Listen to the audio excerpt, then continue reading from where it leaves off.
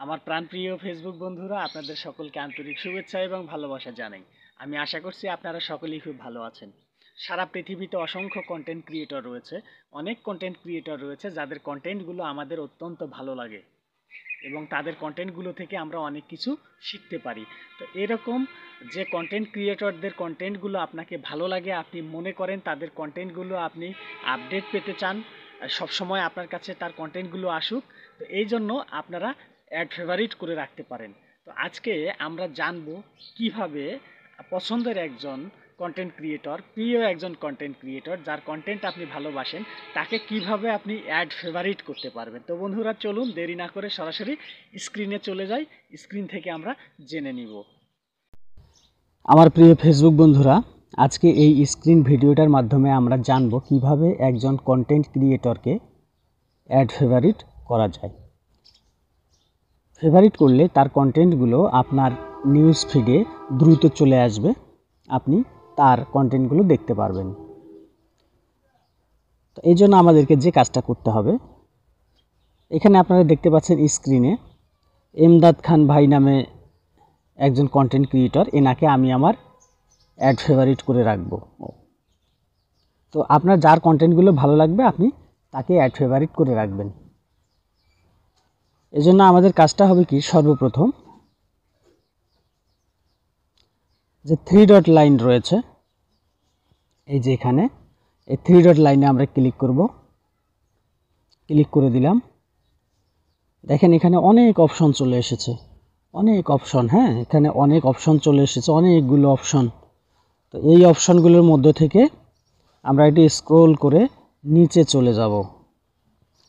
নিচে দেখেন আরও কিছু অপশন রয়েছে। হ্যাঁ, আরও অপশন রয়েছে। তো আমরা যেহেতু তাকে অ্যাড ফেভারিট করব, এই জন্য আমরা এই অপশনটাতে ক্লিক করব, অ্যাড এমদাদ খান টু ফেভারিট।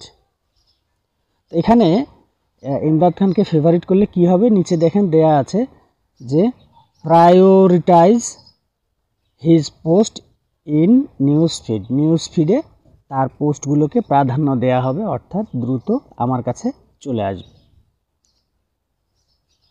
তো আমরা ক্লিক করব এখন অ্যাড ইমদাদ খান টু ফেভারিট, এখানে ক্লিক করে দিব। তো বন্ধুরা চলুন দেরি না করে আমরা এখানে ক্লিক করে দেই। ক্লিক করে দিলাম। দেখেন নিচে সুন্দর করে একটা লেখা ভেসে উঠেছে যে ইমদাদ খান ওয়াজ অ্যাডেড টু ফেভারিট। নিচে যে লেখাটা উঠেছিল ইমদাদ খান ওয়াজ অ্যাডেড টু ফেভারিট। তো এইভাবে আপনারা আপনাদের প্রিয় মানুষদেরকে অ্যাড করবেন। আমরা আবারও 3 ডট লাইনে ক্লিক করলাম। এই 3 ডট লাইনে ইমদাদ খান অ্যাড হয়েছে কিনা আমরা একটু ক্লিক করব। ক্লিক করে দিলাম।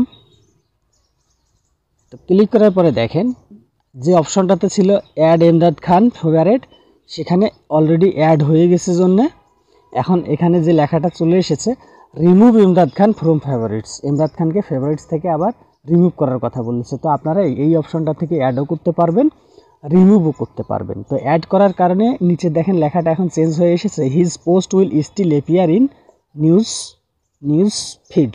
এখন